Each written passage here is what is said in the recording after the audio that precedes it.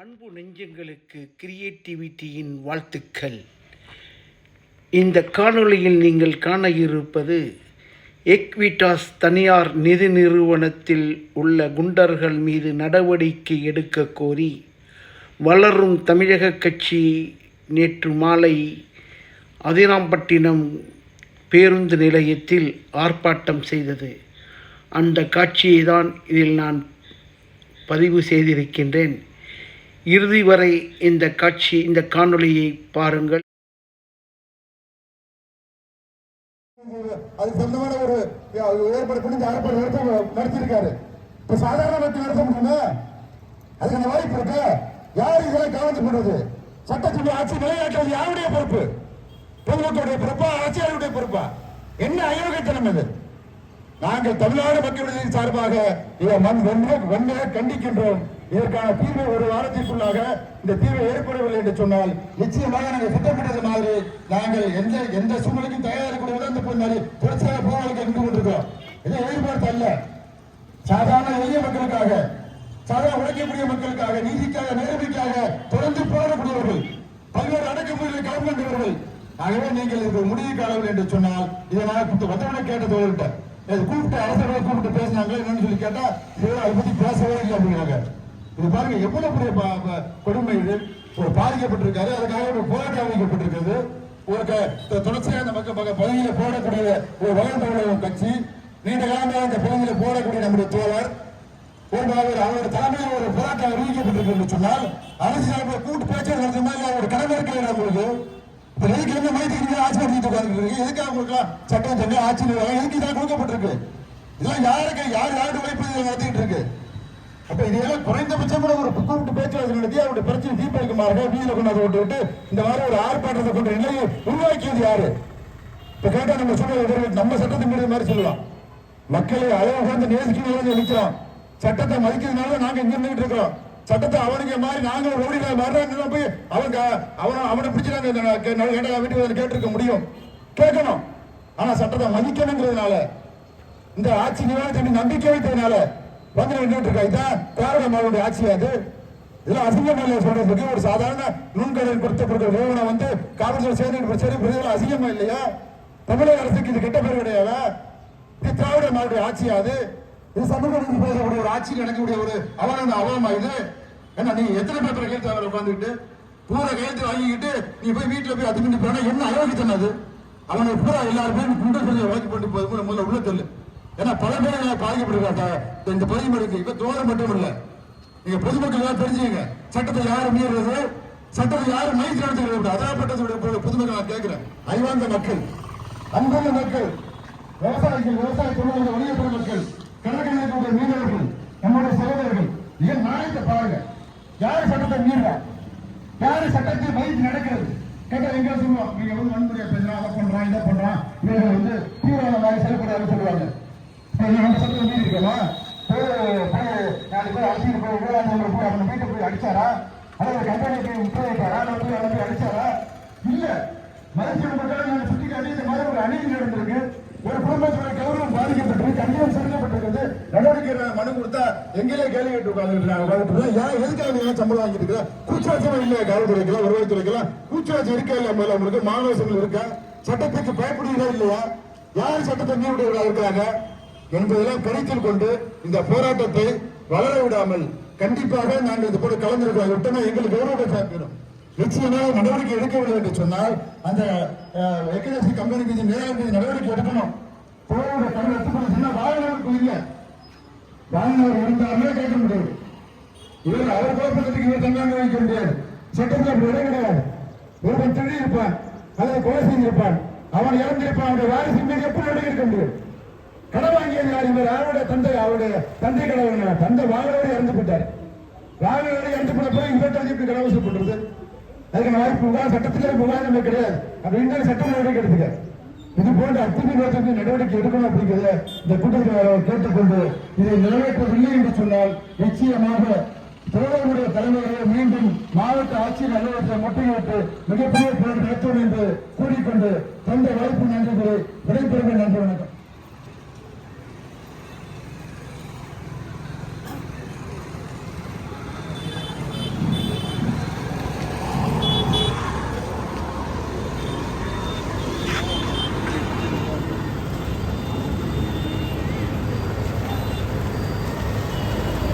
வளரும் தமிழாம் கட்சியின் மாநில ஒழுங்குபரப்பு செயலாளர் ஜெயா விவானந்தம் அவர்கள் உங்கள் முன் கண்டன உரையாற்றுவார்.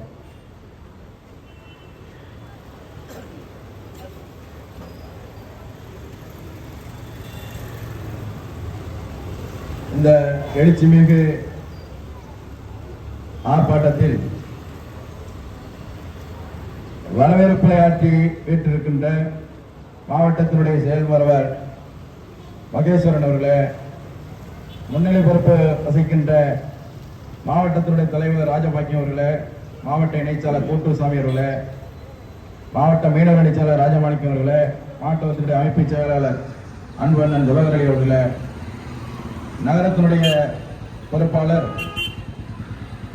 அண்ணன் குயின் சவுந்தரராஜன் அவர்களே, நகரத்தினுடைய செயலாளர் அருமை தோழர் சிராஜுதீன் அவர்களே, நகரத்தினுடைய பொருளாளர் பாரத் அவர்களே,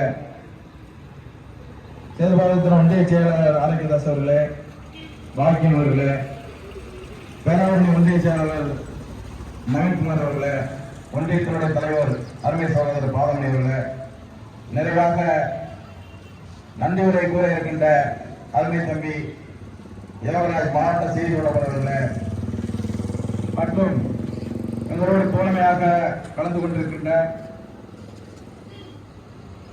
நண்பர்களே, தோழர்களே, எனக்கு முன்பாக கண்டனத்தை பதிவு செய்து அரசுக்கு எச்சரிக்கை மணி அடித்து சென்றிருக்கின்ற அருமை தோழர், அருமை நண்பர், தமிழ்நாடு மக்கள் விடுதலை இயக்கத்தினுடைய தலைவர், பொதுச் செயலாளர் தங்க குமரவேல் அவர்களே, இந்த கூட்டத்திற்கு பெருமை சேர்க்கின்ற அளவில் வருகை தந்திருக்கின்ற அனைத்து தாய்மார்களே,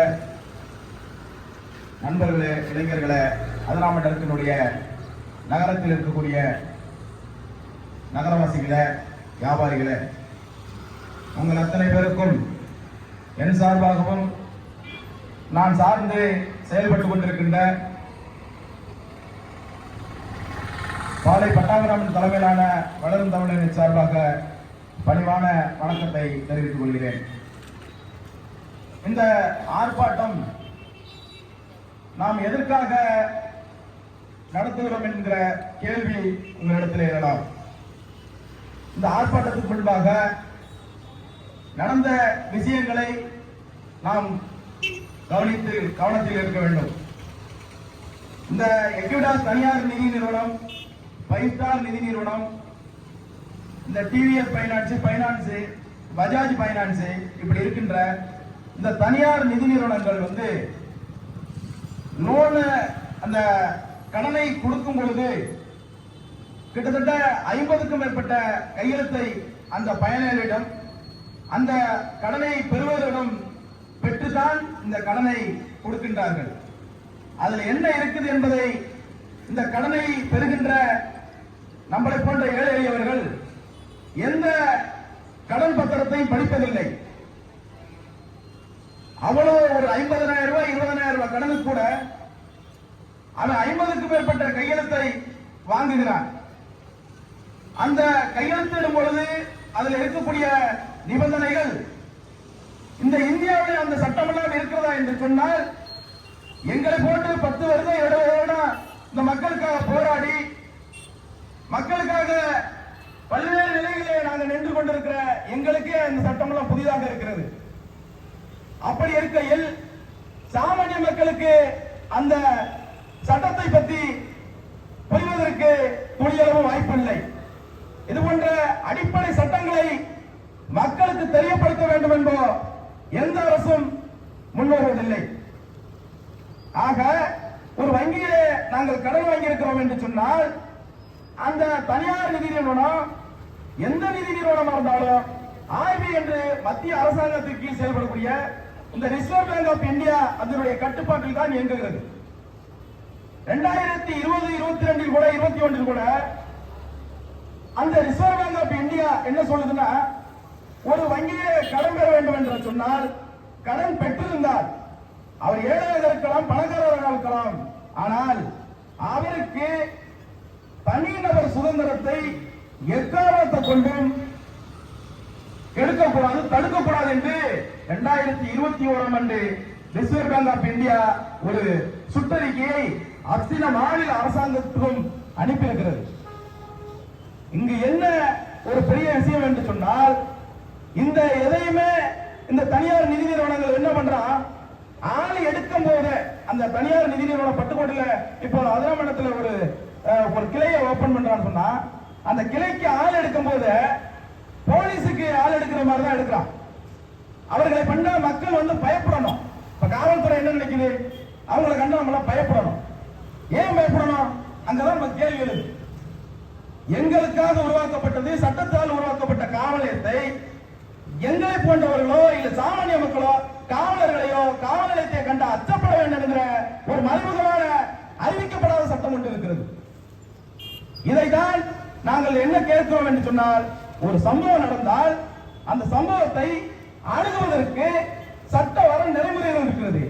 அந்த எந்த சட்ட நெறிமுறைகளையும் கடைபிடிக்காமல் நேரடியாக வீட்டுக்கு 10க்கு 15க்கு மேற்பட்ட ஆட்களை அடியாட்கள் போல அழைத்து வந்து வீட்டில் குறிப்பா இஸ்லாமிய பெண்கள் இருக்கும் பொழுது எந்த தருணத்துக்காகவும் தேவைப்பட்டால் கூட அவர்கள் தனியா எங்கும் செல்வதில்லை. கூட ஒரு நண்பர்களையோ உறவினர்களையோ தனக்கு பெண் தோழியாக இருக்கக்கூடியவர்களையோ அழைத்து செல்வார்கள். அப்படித்தான் இங்கு இருக்கின்றது.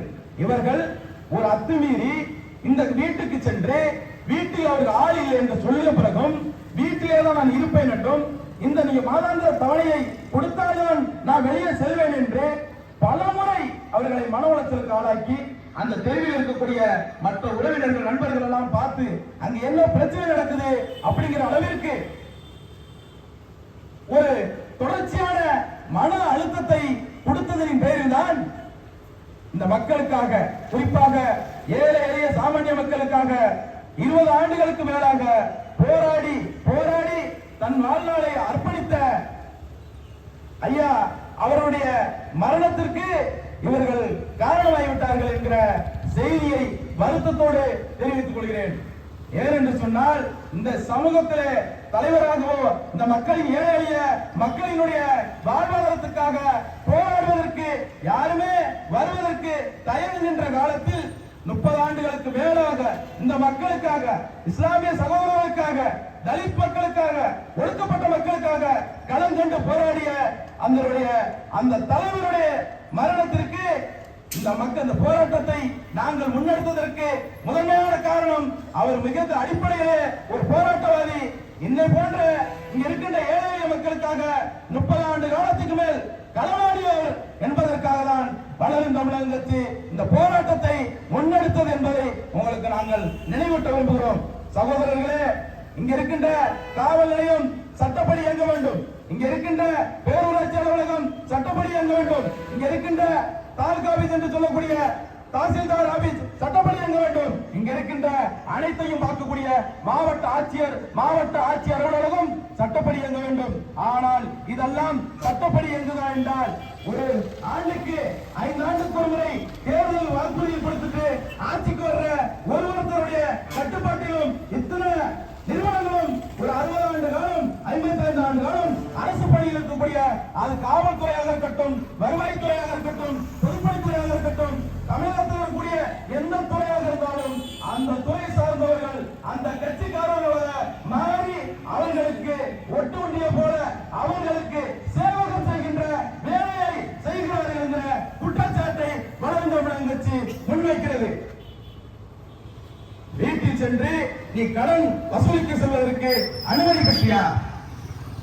இல்ல ஒரு இருசக்கர வாகனம் ஒரு தொழில் பண்ணுவதற்காக ஒரு தொழிலாளர் வட்டியில்லா கடன் என்ற பெயரில் வட்டிக்கு மேல் வட்டி போடுகின்ற ஒரு தனியார் நிதி நிறுவனத்தின் மூலமாக ஒரு இருசக்கர வாகனத்தை வாங்குகிறார். அவர் தொழில் செய்கிறார். அவர் தொழில் நல்லா இருக்கும் பொழுது அவர் பணத்தை சரியாக மாதம் தொகை கட்டி வருகிறார். திடீரென்று உடல்நலக்குறைவு ஏற்படுகிறது அல்லது ஒரு சிறு விபத்து நடக்கிறது. 1 மாத காலம் அவர் வீட்டிலே ஓய்வு எடுக்க வேண்டிய அவலநிலை சூழல் ஏற்படுகிறது. அப்பொழுது குடும்ப கஷ்டம் ஏற்படும் பொழுது அந்த டிவை அவரால் அந்த மாதாந்திர தவணையை கட்ட முடியவில்லை. காலம் தாழ்த்தி கட்டுகிறார். அந்த 50 டிவி போட்டிருந்தாலும் அந்த தவணை தொகையை ஒரே ஒரு நாள் 2 நாள் கட்ட தவறினாலும் அவர் வீட்டுக்கு படையெடுத்து அந்த அவர்கள் வைத்திருக்கக்கூடிய குண்டர்களை அனுப்பி அவர்கள் அச்சுறுத்தி அவர்கள் மானத்தை மரியாதையை வாங்குகின்ற வேளையில் அந்த குழந்தைகளை கூட பார்க்காமல் பெண்களை என்று பாராமல் அந்த வீட்டில் நின்று கொண்டு அழிச்சாட்டியம் செய்து இந்த எச்ச காசுகளுக்காக 100க்கு 500க்குமாக அவர்கள் வீட்டில் நின்று அவர்களுடைய தன்மானத்தை சீண்டுகின்ற ஒரு நிறுவனமாக இந்த நிறுவனங்கள் எல்லாம் செயல்படுகிறது. இந்த செயல்பாடுகளை கட்டுப்படுத்தக்கூடிய அதிகாரம் மாவட்ட ஆட்சியர் அவர்களுக்கு இருக்கிறது. அப்படி இருந்தும் மாவட்டம் தோறும் வாரம் சடங்கு சம்பிரதாயம் என்ற பெயரில் மனுவை பொதுமக்களிடமிருந்து வாங்குகிறோம். மனு மீது உரிய நடவடிக்கை எடுக்கப்படுகிறது என்று அறிவிக்கப்படுகிறது. ஆனால் எனக்கு தெரிந்த வகையில் 2-3 மாதங்களாக பல்வேறு ஆக்கிரமிப்புகளை கண்டித்து மாவட்ட ஆட்சியரிடம் மனு அளித்திருக்கின்றேன். ஆனால் அந்த மனு மீது எவ்வித நடவடிக்கையும் இல்லை.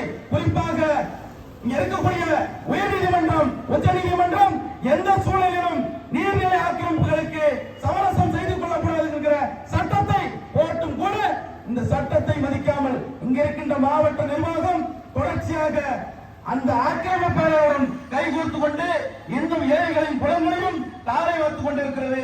இந்த இருக்கின்ற மணவெளி ஏரிக்காக நான் அதுக்குள்ள கட்டியிருக்கிற கட்டடம் ஆக்கிரமிப்பால் கட்டப்பட்டிருக்கிறது, முழுமையாக நீர்நிலை அப்படின்னு ஆதாரப்பூர்வமாக புகார் அளித்து 6 மாதத்துக்கு மேலாகிவிட்டது.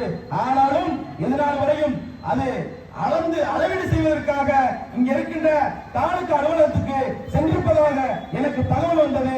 6 மாதத்துக்கு மேலாகியும் இதனால் வரையும் அந்த அளவை நிலவை செய்யக்கூடியவர்களை போய் கேட்டோம்னா அவன் பொறுக்கி மாதிரி பதில் சொல்றான். பொறுக்கி மாதிரி மனுவே வரலங்கிறான். எனக்கு மனு கொடுத்திருக்கிறான், நில அளவை செய்வதற்காக அலுவலகத்துக்கு அனுப்பப்பட்டிருக்குதுங்கிறான்.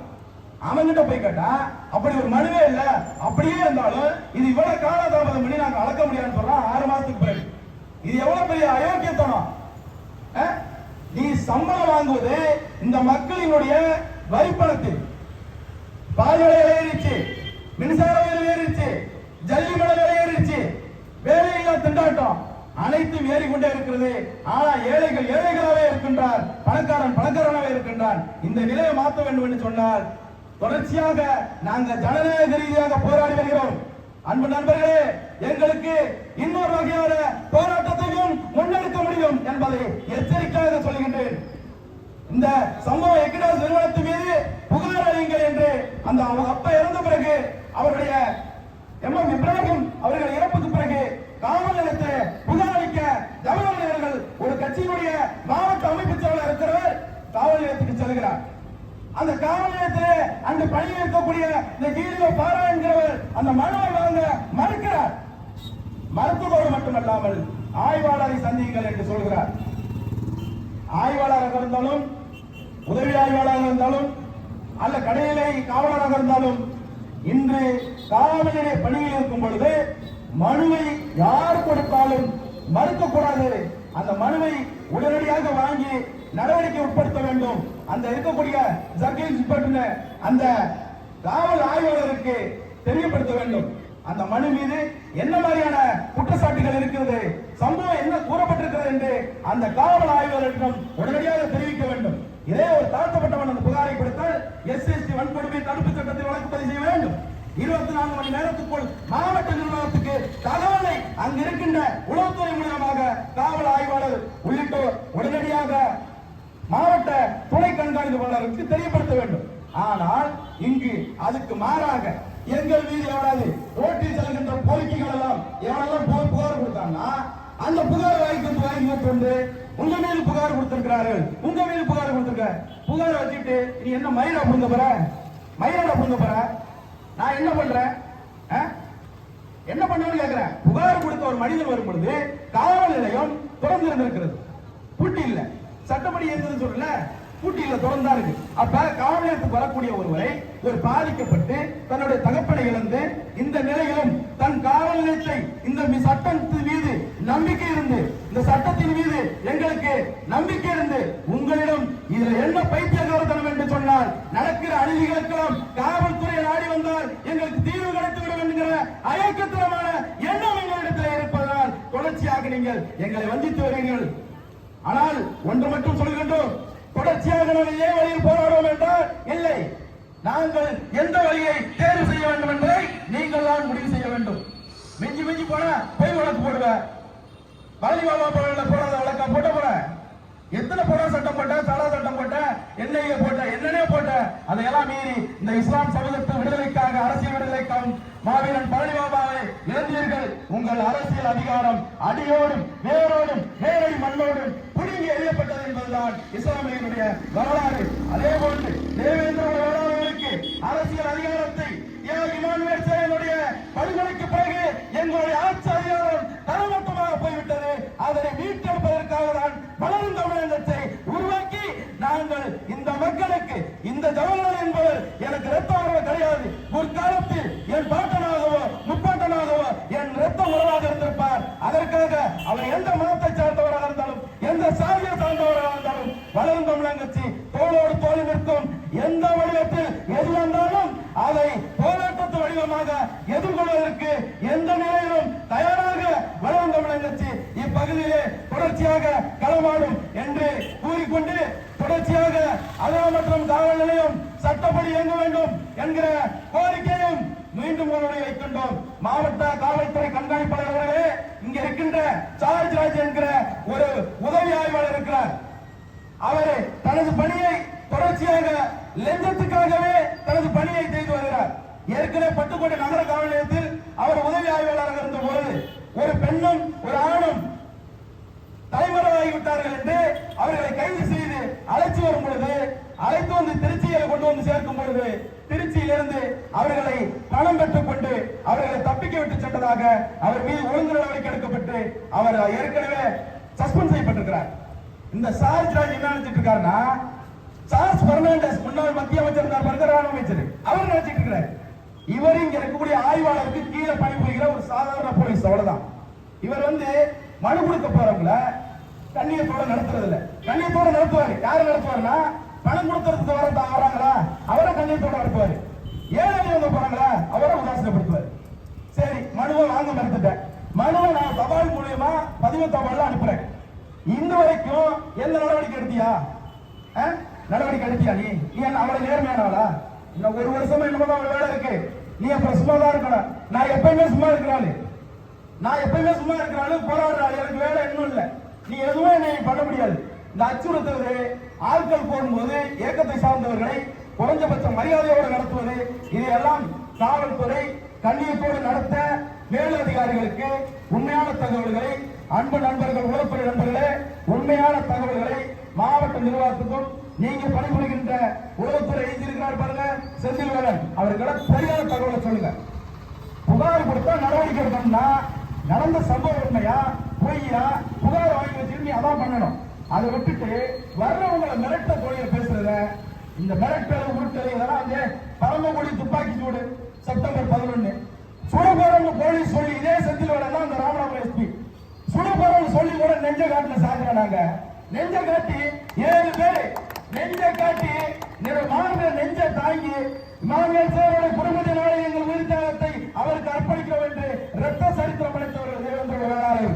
அந்த சமூக மக்களுக்காக உருவாக்கப்பட்டு ஏழை எளிய அனைத்து சாதிகளுக்கும் நடத்துகின்ற இந்த இயக்கத்தில் உள்ளவர்களை நீ தொடர்ச்சியாக உதாசீனப்படுத்தினால் உன்னை சட்டப்படியான உயர் நீதிமன்றத்திலும் மனித உரிமை ஆணையத்திலும் தண்டிக்க நேரிடும் என்ற எச்சரிக்கையோடு இங்கே பல கவலைகள் இருக்கிறார்கள். அவர்களெல்லாம் நாங்கள் சொல்லவில்லை, அவர்கள் நல்லவர்கள் இருக்கிறார்கள். ஒரு விஷயத்தை நல்லா புரிந்து கொள்ள வேண்டும். குறிப்பிட்ட நபரை குற்றம் சாட்டுகிறோம் என்று சொன்னால் அவருடைய தவறை மேலதிகாரிகளுக்கு நீங்கள் சொல்ல வேண்டும். அவர் மீது பொய் ரீதியான நடவடிக்கை எடுக்க வேண்டும். அன்று இந்த ஆர்ப்பாட்டத்து வாயிலாக நாங்கள் கண்டனத்தை பதிவு செய்திருக்க அனுமதி கடிதம் கொண்டு சென்றவரை அனுமதி லோன் வாங்கிட்டு கட்டளைனாக்க போராட்டம் பண்ணுகிறான்னு கேட்கிற. நீ யாரு? எக்கடாஸ் நிறுவனத்துடைய பங்குதாரரா இல்ல அந்த எக்கடாஸ் நிறுவனத்துடைய முதலாளியா இல்ல தமிழக அரசாங்கத்தினுடைய காவலர் பணியில வேலை பார்க்கறியா? எக்கடாஸ் நிறுவனத்துல பண்ணி அடிக்கிறியா? உனக்கு இது ஏன் கேள்வி? தேங்க தப்பி பண்ணதுல தேங்க தப்பி பண்ணது நீ யாரு? நீதிமன்றங்கள உனக்கு மேல சப்பெல்லாம் இருக்கிறா, சுப்பெல்லாம் இருக்காரு. அந்த சட்டத்தின் கீழ் தான் ஆச்சுங்கிற. நீ ஒழுங்கா நீ சட்டப்படி நடந்துக்க. நீ உன்னை வந்து கண்டிக்க நினைச்சிட்டு இருக்கிறாங்க பாரு. எனக்கு இன்னொரு மனம் இருக்கு. அப்புறம் அது மீண்டும் நீ வந்து என்னை கோபப்படுத்தினா நான் என்ன பண்ணுவேன்னு உனக்கு தெரியும். மரியாதை நடந்துக்க. ஏற்கனவே ஒரு அமைதி பேச்சுவார்த்தையில நீ உன்னை வாய் வீண் பேசிட்டு வந்தா அதை விட்டுட்டேன். தொடர்ச்சியா இது போன்ற வளரும் தமிழக கட்சி சார்ந்த ஜாபகங்களை ஏற்கனவே வெவ்வேறு இயக்கத்தில் இருந்திருக்கலாம். அவர் இப்போது இருக்கிறது இந்திய ராணுவ கட்டுப்பாட்டை விட சிறப்பாக செயல்பட்டுக் கொண்டிருக்கின்ற வளரும் தமிழக கட்சியில் இருக்கிறார். தங்களது ரத்த உயிர் சாதை நாணங்கள் இருக்கின்ற வரையில் அவர் மயிர உடம்புனால புரிஞ்ச முடியாது. பேசிட்டு வேணா போலாம், நீ இருக்கிற இடத்துல தேர்வு போட்டு உட்காந்து வந்து பாருங்க, ரெண்டு பாப்பா என்ன வேணாலும் பண்ணிக்குவோம். டிக்ளேர் பண்ண போலீஸ் இல்ல, நான் வேற ஆளுவான், நான் வேற ஆளு, நீ வேற ஆளுவா, பாத்துக்கோ என்ன பண்ணுவோம். போலீஸ்ங்கிற ஒரு சட்டத்தின் அடிப்படையில் நீ இயங்குவதாக நான் உன் மீது நம்பிக்கை வைத்திருக்கிறதால் உன்னை இந்த கண்டனத்தோட விடுறேன்.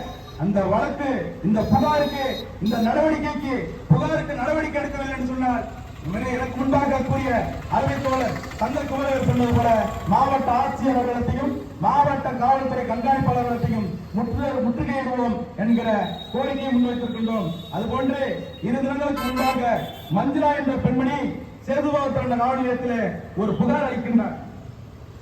அந்த புகாரில் தன்னை ஒருவன் பாலியல் ரீதியாக தனது கணவரை இழந்து தனிமையில் இருந்து 2 குழந்தைகளை கூலி வேலை செய்து காப்பாற்றி வருகிறார்.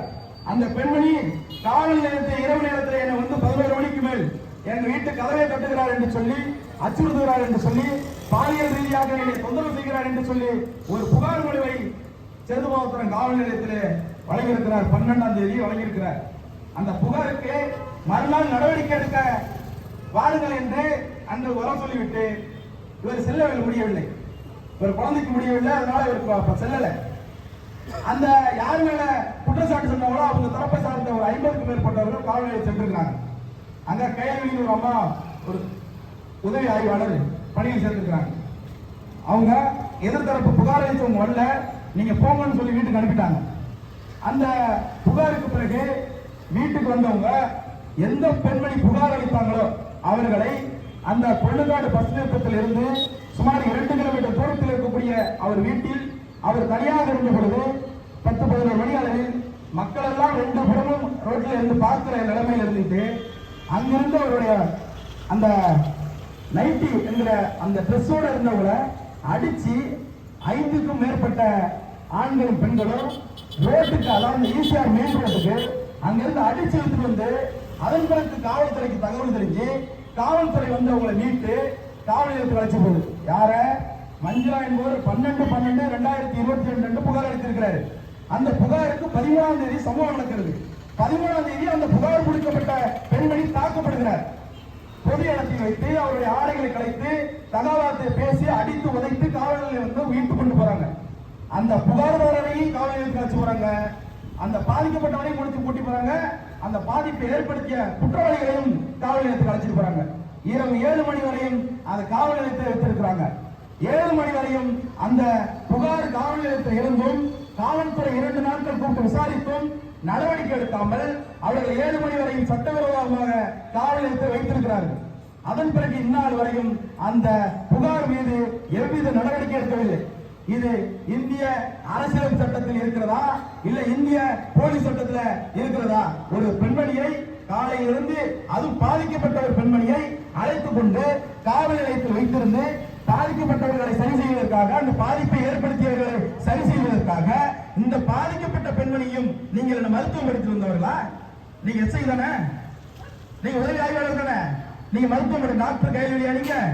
காலையில சாயந்தரம் ஒரு அன்அபீஸ்ல ஒருத்தரை குற்றத்துக்கு புறம்பா, சட்டத்துக்கு புறம்பா ஒரு காவல் நிலையத்துல ஒரு பெண்மணிய வச்சிருந்து 7 மணிக்கு நீங்க அனுப்பியது எந்த வகையில் சட்டம்?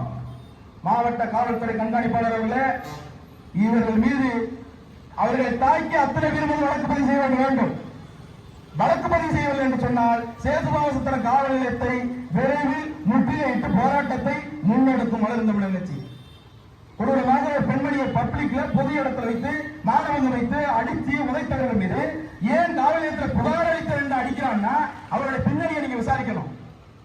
அதுல ஒரு போன் காவல் வேலை பார்க்கலாம், தமிழ்நாடு ஊர்காவல் படையில் வேலை பார்க்கலாம், அவருடைய தூண்டுதலை தான் அடிச்சதா சொல்றாங்க. இதுக்கு உடனடியாக காவல்துறை மாவட்ட கண்காணிப்பாளர் அவர்கள் நடவடிக்கை எடுக்க வேண்டும் என்கிற கோரிக்கையை முன்வைக்கின்றோம். தொடர்ச்சியாக இப்பகுதியில் நடக்கின்ற பல்வேறு குற்ற பின்னணி சம்பவங்களுக்கு காவல்துறை காலந்தாழ்த்தாமல் நடவடிக்கை எடுக்க வேண்டும். இங்கே போதை கல்லூரி, காதர்மொழியின் கல்லூரி உள்ளிட்ட பள்ளிகள் கல்லூரிகள் இயங்குகிறது. இங்க இருக்கின்ற மாணவர்களுக்கு எளிதாக கஞ்சா கிடைப்பதாக தகவல் வருகிறது. தொடர்ச்சியாக இந்த பகுதியில் கஞ்சா விற்பனை செய்யப்படுகிறது. நம்பர் சீட்டு லாட்டரி போடுற நம்பர், வெளிமாநில லாட்டரி சீட்டு தடையில்லாமல் விற்பனை செய்யப்படுகிறது. அதையெல்லாம் கவனத்தில் கொண்டு உடனடியாக நடவடிக்கை எடுக்க வேண்டும். அதே போன்று இந்த ஈசிஆர் சாலையில் இருக்கக்கூடிய சாலையில் இருபுறமும் அந்த ரயில்வே கட்ட அருகாமையில் இங்க இருக்கக்கூடிய கழிவுகள் எல்லாம் பெற்றுவதால் துர்நாற்றம் வீசுகிறது. நைட்டான ஒரு செக் போஸ்ட் மாதிரி வரிசையா மாடு படுத்திருக்கு. இதெல்லாம் நகராட்சி நிர்வாகம் பொருட்கள் அடிப்படையில் அந்த குப்பை கொட்டுவதை தடுக்க வேண்டும். இந்த மாடுகளால் ரோட்டில் படுத்திருக்கு. இதெல்லாம் உடனடியாக கோசலைக்கு அனுப்புவதற்கோ சட்டப்பூர்வ நடவடிக்கைக்கு முன்னெடுக்க வேண்டும். இந்த எக்ஸிட் நிதி நிறுவனத்தின் மீது மேலாளர் மீதும் வீட்டுக்கு சென்ற வந்து மிரட்டி அச்சுறுத்திய நபர்கள் மீதும் வன்கொடுமை தடுப்பு சட்டத்தில், பெண்களுக்கான வன்கொடுமை தடுப்பு சட்டத்தில் கைது செய்ய வேண்டும், குற்ற சட்டத்தில் கைது செய்ய வேண்டும் என்று மீண்டும் ஒரு கோரிக்கை வைத்து இதனால் வரையும் காலம் தாழ்த்தி நடவடிக்கை எடுக்காமல் இருந்த காவல்துறைக்கு கடைசி ஒரு எச்சரிக்கை சொல்லி மீண்டும் இதே இடத்தில் இதே போராட்டத்தை முன்னெடுப்போம் என்று கூறி தந்த வாய்ப்புக்கு நன்றி பாராட்டி